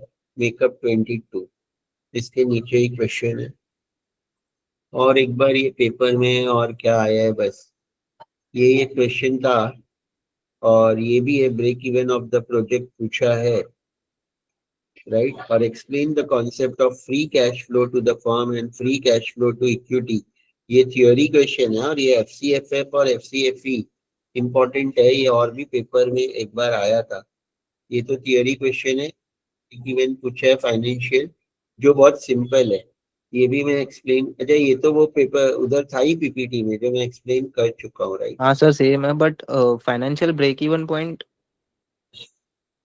देखो, फाइनेंशियल ब्रेक इवन पॉइंट मतलब वही फॉर्मूला जो मैंने यहाँ पे भी एक पेपर में किया था ना, ये। यानी तुम्हें ये बना लेना इनकम स्टेटमेंट, फिर इसको कंट्रीब्यूशन टू सेल्स रेशियो बोलते हैं, या PV रेशियो, जो होता है कंट्रीब्यूशन अपॉन सेल्स इनटू 100। और फिर ब्रेक इवन पॉइंट फाइनेंशियल इसी को बोलते हैं। Fix cost plus depreciation upon PV ratio, अगर डेप्रिसिएशन अलग से दिया है तो ये। और BEPCU पूछेंगे तो ये। तो ये भी मैंने प्रीवियस लेक्चर में बताया था, ये इजी समय आ जाएगा तुम लोगों को, राइट। ग्रुप में कौन सा भेजा है? ग्रुप में कहाँ पे है? ये वाला ग्रुप में, कौन से ग्रुप में भेजा है? हाँ ऊपर, ये वाले, अच्छा, जो भेजे थे ये। हाँ ये तो मैंने एक्सप्लेन, वही है ये तो। अभी जो बताया, इसको एक्सप्लेन करना है क्या? देखो, ये वहां पे ही मैं कर देता हूँ ब्रेक इवन वाला। नहीं नहीं सर, इस ये तो ठीक है ये। आ जाएगा ना ये तो? हाँ ये सर आ जाएगा। ये तो बहुत सेम है, लेकिन एज्यूम द टैक्स रेट और बस ये नीचे वाला फाइनेंशियल। प्रोजेक्ट। तो ये तो आ जाएगा। और सर वो ये नीचे वाला एनपीवी उसमें ही कैलकुलेट करना है, वो सिर्फ जानना था। अभी हम लोग ने नॉर्मल इससे पहले वाला वही वाला ब्रेक इवन पॉइंट वाला, 1 मिनट। एक सेकेंड। इसमें इसमें फोटोज में ही सर। हाँ हाँ, मैं खाली वो एडमिट कर रहा हूँ, इसमें बोल रहे हाँ सर, इसमें नीचे if a project has life of 10 years with a cost of April 12%, हो। हाँ what will be the financial break even of the project? Assume the tax rate to be 33.3%. हाँ, तो मतलब ये फिर मतलब हम लोग यहाँ पे क्या करेंगे इसमें? ये हम सेम क्वेश्चन तो देखो ना पीपीटी में था। हाँ, but if a project has life of 10 years, उसका कोई वो नहीं है। हाँ, नहीं वही तो, कुछ यूज तो था नहीं, क्योंकि इसमें तो कुछ था ही नहीं। वो किसमें था अभी हमने डिस्कस किया था ना, वो 10 में तो 7 में था शायद, किसमें था? नहीं 7 तो ये वाला 10 में था या किसमें था? सेम क्वेश्चन हमने कहीं देखा था ना अभी तो। हाँ हम सर। लोगों को इसमें ही था क्या? ये सोशल कॉस्ट बेनिफिट में था कि किसमें था? सर वो इसमें ना क्या नीचे। हाँ, हाँ इसमें ये रहा। सर, पर इसमें वो दिया नहीं हुआ ना, वो लोग ने वहाँ पे एडिशनल दिया है गेस। नीचे अब ये इधर तो दिया है ना, ऊपर तो क्या है, ये अलग है। और ये क्वेश्चन था वो ये वाला।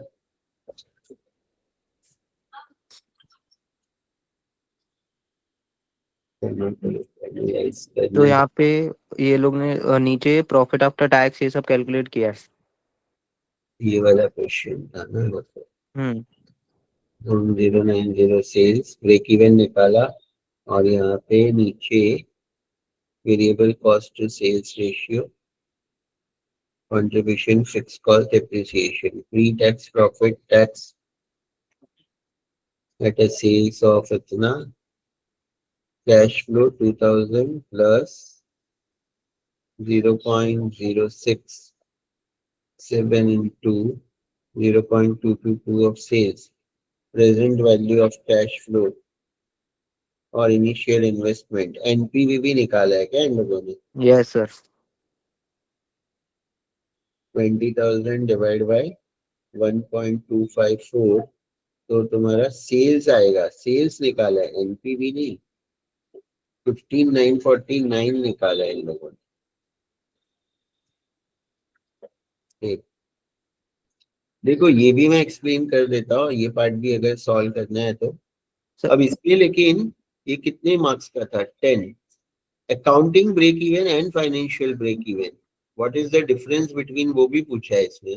हम्म और बोला है what will be the financial break even point, right?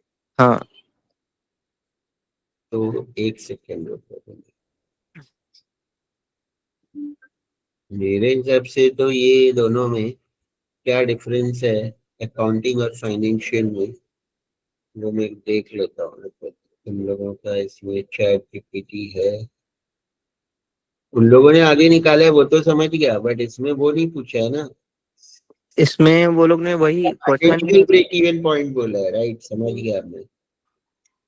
देखो financial break even point means finding the sales.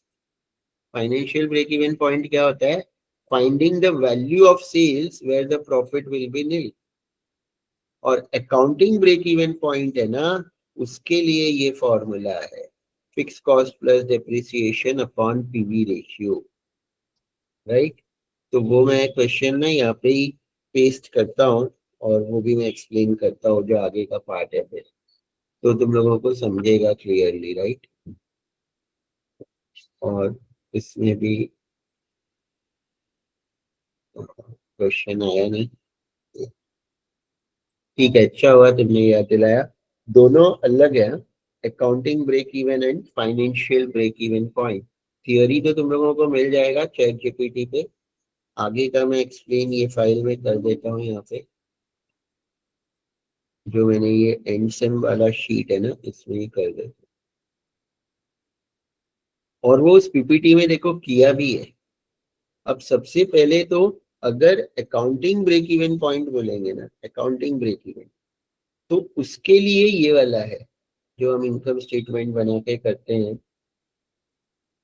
और ये जो है ब्रेक हमने निकाला, तो जैसे कि सेल्स दिया हुआ ही है, अच्छा ये तो दे ही दिया है 9090, और ये पूरा दे दिया है राइट उन लोगों ने 3000 3000, और ये प्रॉफिट 0।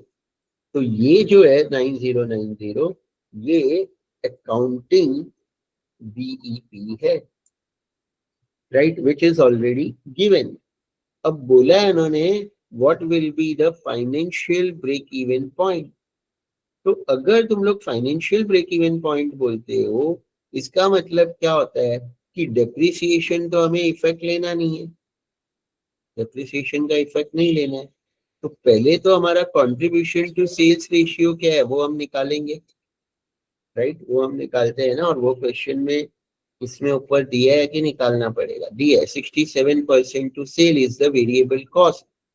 तो वेरिएबल कॉस्ट अगर 67% है तो हमारा कंट्रीब्यूशन टू सेल्स रेशियो, जिसको हम पीवी रेशियो भी बोलेंगे, वो 1 माइनस 0.67 0.33 यानी 33% हो जाएगा राइट, कंट्रीब्यूशन टू सेल्स रेशियो। यानी जितना भी हम सेल्स करेंगे उसका 33% हमारा कंट्रीब्यूशन है राइट, है ना। और पहले ये याद रखो कि इन फाइनेंशियल ब्रेक इवन पॉइंट या कोई भी ब्रेक इवन पॉइंट में, any break even point, you have to find the value of sales. Sales ढूंढना होता है कोई भी ब्रेक इवन पॉइंट, चाहे अकाउंटिंग हो चाहे फाइनेंशियल हो।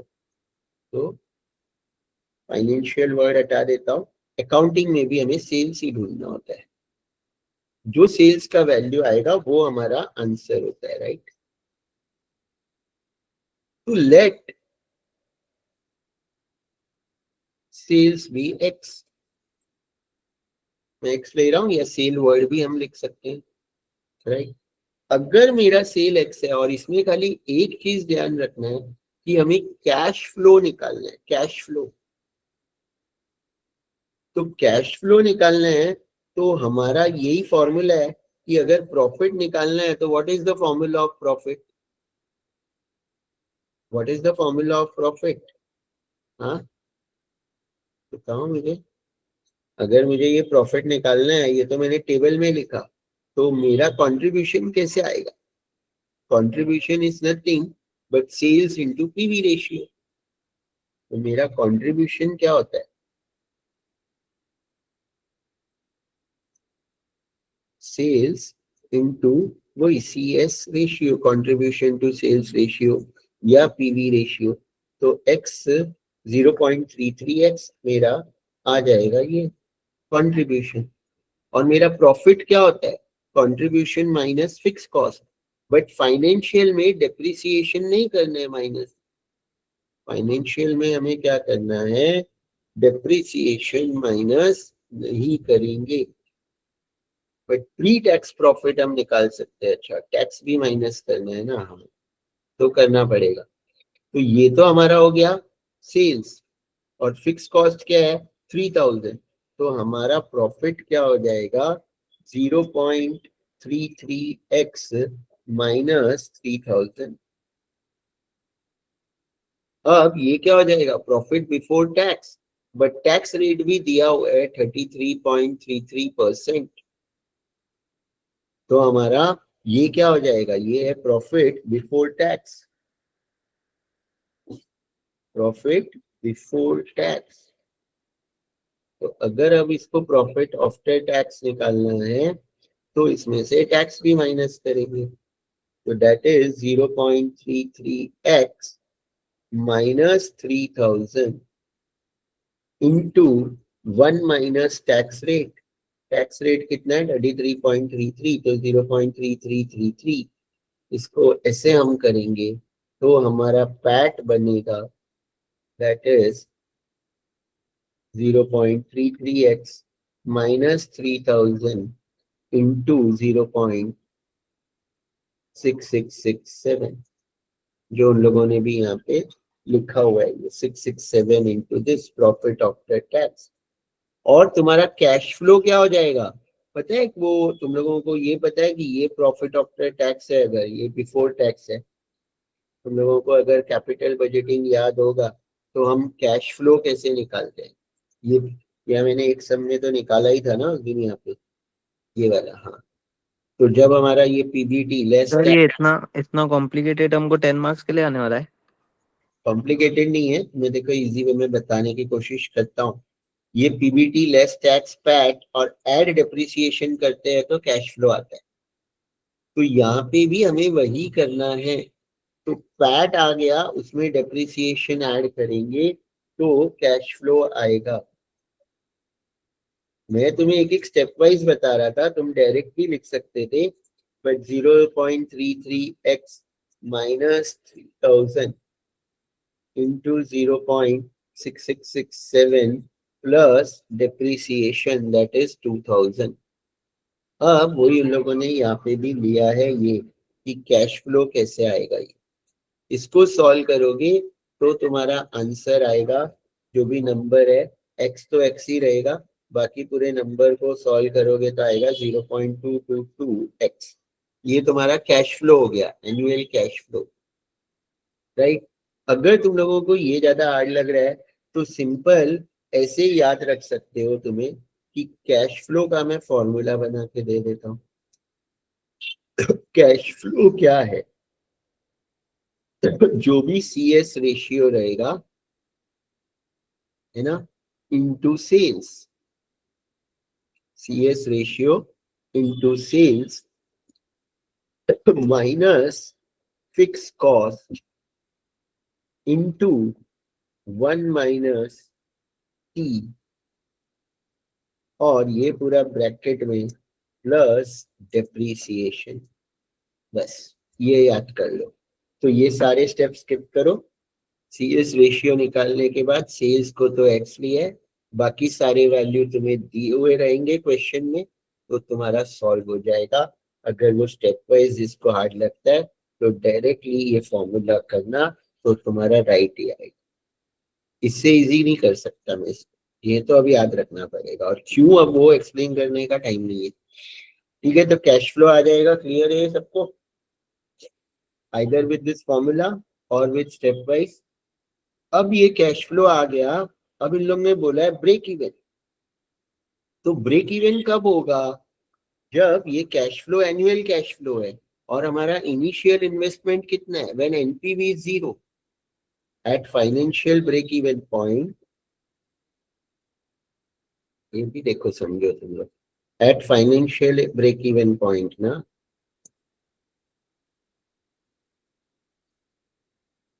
NPV is 0। तो तुम्हारा फॉर्मूला क्या है एनपीवी का? Present value of cash flow minus initial investment. तो that is 0 is equal to, अब present value of cash flow कैसे निकालेंगे? ये जो आया 0.222x, है ना, इनटू PVIFA। और PVIFA कौन से परसेंटेज का निकालेंगे, वो दिया हुआ है इन द क्वेश्चन जो दिया था यहाँ पे, दैट इज 12%। और वो वैल्यू दे ही दी है 5.565 10 ईयर्स का, तो वो निकालना भी नहीं है, तो वो तो चलो दे दिया है 5.565 माइनस 20,000, वो भी दे दिया। Initial investment 20 lakh, sorry. अब इसको सॉल्व करोगे, जो भी x का वैल्यू आएगा वो तुम लोग सॉल्व कर लेना, वहां पे तो वो सॉल्व ही है, राइट, वो तो सॉल्व ही है, राइट। ये मैंने ऊपर पेस्ट किया है ना, हाँ। तो इसमें आंसर क्या आया देखो यहाँ पे, 115,949, 20,000 लिया है इन लोगों ने। तो अगर 20 लाख लेंगे तो अलग आएगा थोड़ा सा, मतलब वो 0 ऐड हो जाएगा आगे, और 20 लाख में कितने जीरो और है, 2 जीरो और एक्स्ट्रा है, तो 1594,900 आएगा या 1595 आएगा। तो x वुड बी अराउंड 1594,900 और इतना कुछ वैल्यू आएगा, चेक कर लेना। राइट, क्लियर है ये भी सबको? तो ये भी ब्रेक इवन का था, इसमें सॉल्ड था। और कौन सा सम बोल रहे थे तुम लोग? ये वाला तो देखो क्या है, expected cash flow of a project दिया है, find the NPV of the project under certain equivalent method if the risk-free rate of return is 7% and certainty equivalent factor behaves as per equation alpha is equal to 1 minus 0.070। अब ये t क्या है? Risk free rate of return है क्या? ये क्या है? NPV certainty equivalent method में यहाँ पे दिया रहता है सर्टेनिटी, ये T is either risk free rate of return ही होगा, तो हम सॉल्व कर सकते हैं। और ये भी बहुत इजी है, अगर T risk free rate of return है तो।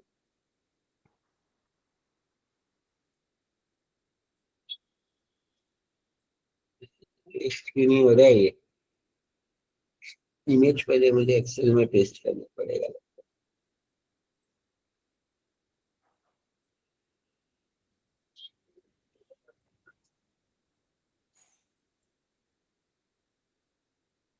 ये तो पेस्ट ही नहीं हो रहा है इधर, why I don't know. Chat GPT में पेस्ट नहीं होता है क्या?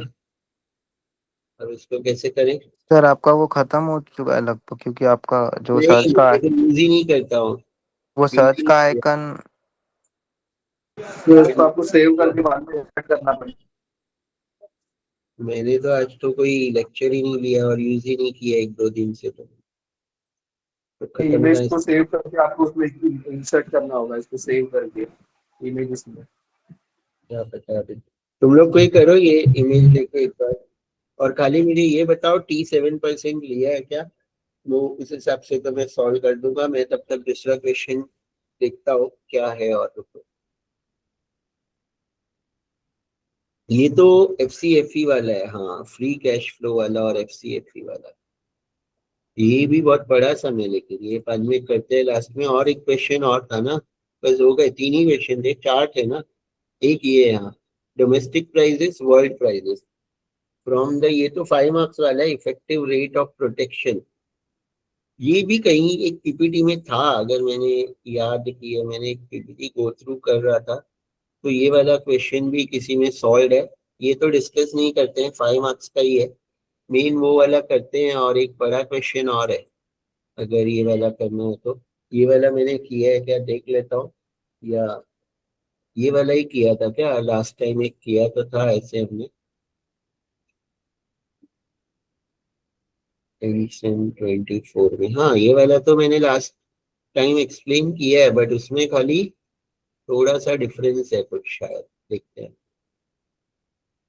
100 मिलियन 80 मिलियन द प्रोजेक्ट 15% दिया है, और ये 30 120 फिक्स्ड एसेट्स भी 30 मिलियन, थोड़ा चेंज है यहाँ, 30 million 120 80 million effective tax rate. But इसमें सिर्फ फ्री कैश फ्लो बोला था, उसमें 1-2 पार्ट पूछा है।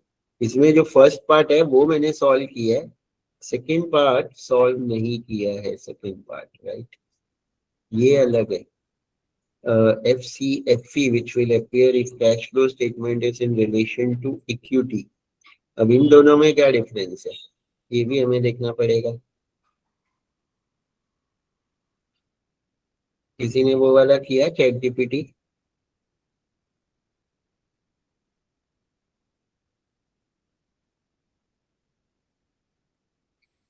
ये वाले में भी एक बार तुम लोग डाल दो, इन दोनों में डिफरेंस क्या है समझने दो। देखो, इक्विटी शेयर होल्डर का जो एफसीएफई होता है ना, वो तो ये होता है कि उसमें हम इंटरेस्ट कॉस्ट और सब लेते हैं, और प्रोजेक्ट का निकालेंगे तो इंटरेस्ट कॉस्ट नहीं लेंगे। तो शायद मैंने इंटरेस्ट कॉस्ट वहां पे नहीं लिया होगा ऊपर वाले में, और यहाँ पे हमें इंटरेस्ट कॉस्ट लेके करना पड़ेगा। ये सब में एक और एक्सपीरियंस, सेकेंड पार्ट वाला एक्सप्लेन कर देता हूँ। उसका पहले किसी ने ढूंढा क्या?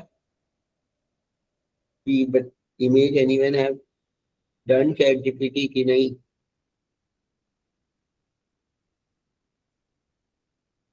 तो बताओ, किसी ने तो ढूंढा होगा कि नहीं किया?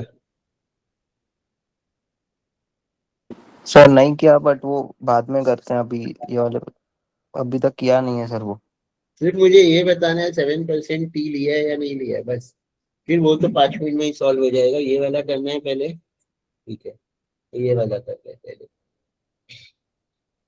अब यहाँ पे तुम लोगों को पहली चीज तो ये क्वेश्चन है। अब यहाँ पे मैंने नीचे पेस्ट किया, दोनों क्वेश्चन सेम ही है। ये पहले भी आया है, राइट? ये सब मैं एक बार डिलीट कर देता हूँ, यहाँ पे जो एक्स्ट्रा है।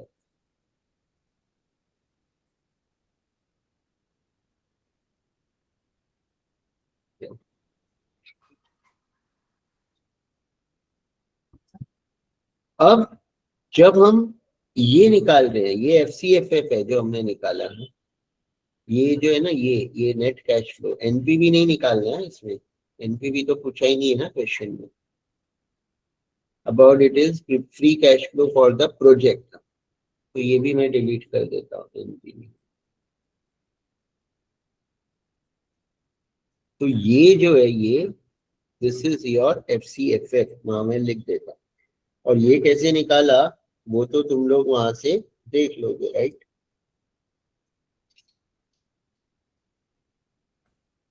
इसी को मैं यहाँ लिख देता हूँ FCFF। यही FCFF है, क्योंकि इसमें हम इंटरेस्ट नहीं लेते हैं, प्रेफरेंस डिविडेंड नहीं लेते हैं, डेब्ट रीपेमेंट नहीं लेते हैं, कुछ भी नहीं लेते। यहाँ पे दिया हुआ है, प्रेफरेंस कैपिटल, इंटरेस्ट रेट, सब कुछ दिया हुआ है। और हम यहाँ पे देखोगे तो देखो, मैंने इंटरेस्ट, प्रेफरेंस, डिविडेंड कहीं पे भी कुछ नहीं दिया है, राइट? कहीं पे भी हमने कुछ नहीं लिया है। तो ये सब हमारा क्या है? हमारा FCFF है। हर साल का FCFF। अब मेथड कौन सा दिया है? डिप्रिसिएशन का रिटन डाउन वैल्यू मेथड है, तो इसलिए FCFF अलग आएगा। नंबर सेम है ना, वो देख लो, 15% सेम था, ये भी सेम था, ये भी सेम था। तो ये तो क्लियर है, ठीक है? अब FCFE ना बहुत ही सिंपल है। FCFF से हम निकाल सकते हैं FCFE। और ये हमारा सेम 3 के एक और टॉप सब्जेक्ट में भी है, FCFF FCFE। इसमें है सिक्योरिटी। तो तुम्हें तो पता ही होगा। फिर सिक्योरिटी तो सबने ही लिया है ना, कि नहीं लिया है? इसलिए वो FCFF minus interest, one minus interest वाला वो फॉर्मूला चाहिए। ये रहा, राइट? तो पैट से तो हम FCFF कैसे निकालते हैं वो तो ठीक है। अब यहाँ पे हम ये FCFE कैसे निकालेंगे? ये FCFF से FCFE कैसे निकालें?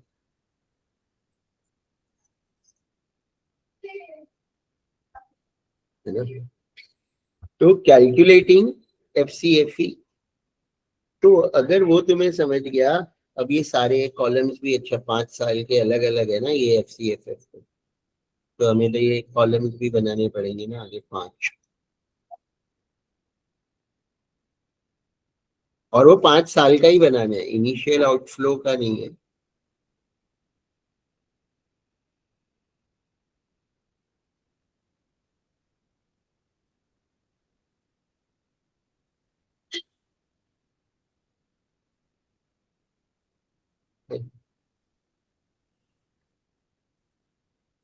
तो ये तो हमारा फर्स्ट ईयर हो जाएगा, ये सेकेंड, ये थर्ड, ये फोर्थ, ये फिफ्थ।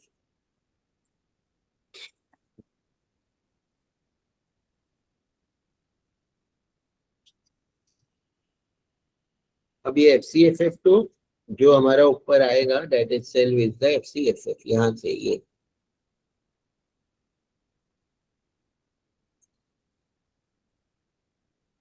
अब यहाँ क्या करना है लेस हमें? Interest 1 minus T. तो ऑब्वियस है कि हमें तो इंटरेस्ट भी निकालना पड़ेगा हर साल का। अब इंटरेस्ट के लिए यहाँ पे क्या दिया हुआ है कि डेब्ट capital will carry an interest rate of 15%, और कुछ दिया है कि बीच में हम रिटर्न करने वाले हैं? नहीं, कुछ नहीं दिया है। और डेब्ट कितना है वो यहाँ पे दिया है कि टोटल हमारा 100 मिलियन है, उसमें से इक्विटी 45, प्रेफरेंस शेयर 5, 50 मिलियन डेब्ट है। तो 50 का 15%, तो पहले तो इंटरेस्ट कैसे आएगा? 50 मिलियन वॉज योर डेब्ट,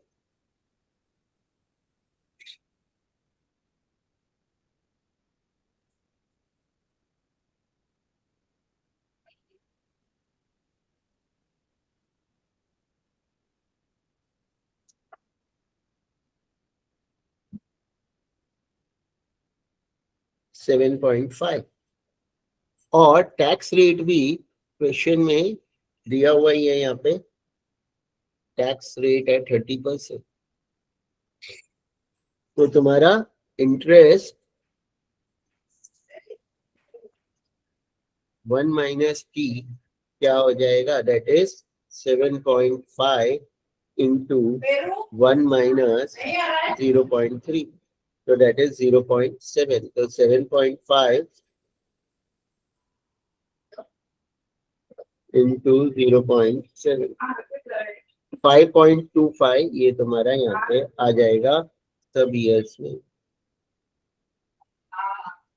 प्रेफरेंस डिविडेंड, प्रेफरेंस डिविडेंड भी हमें निकालना पड़ेगा। प्रेफरेंस डिविडेंड कैसे आएगा? यहाँ पे अमाउंट दिया हुआ है 5 मिलियन, और रेट ऑफ दिया है यहाँ पे carry a dividend rate of 15%। तो 5 का ये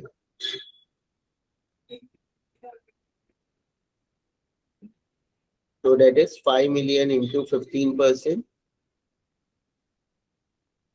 तो ये कितना हो जाएगा? 0.75।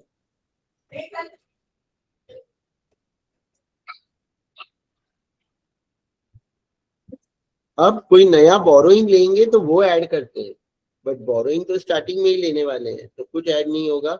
और बोरोइंग जब रीपे करेंगे तो माइनस करते हैं, लेकिन यहाँ पे दिया ही नहीं है कि हम कब रीपे करेंगे। तो ऑब्वियसली है 5th ईयर में तो हम रीपे कर देंगे ना, 5th ईयर में तो we will repay the borrowing, and borrowing कितना है यहाँ पे? 50 मिलियन। तो लास्ट में हमारा 50 आ जाएगा यहाँ पे भी। तो ये FCFF, बस इसका टोटल करना है, that is this minus this minus this plus this minus this. तो ये तुम्हारा FCFE आ जाएगा। लास्ट में 50 क्यों किया है? जो भी पैसा बोरो करेंगे वो ऑब्वियसली लास्ट प्रोजेक्ट खत्म होगा तब तो हमें रिटर्न करना ही पड़ेगा, राइट? तो FCFE तो इजी था, ये क्लियर है सबको? ये क्लियर है? Yes sir. बस इतना ही ध्यान रखो, और तो बस देख लो, इतने सम भी करके जाओ, बाकी तो पता नहीं हो आ जाए। वैसे भी 50 मार्क्स से ज्यादा तो 70 मार्क्स से ज्यादा तो न्यूमेरिकल्स नहीं आएंगे, पार्ट बी और सी में ही आएंगे, बट जो भी थियोरी आया है पास पेपर्स में देख लो।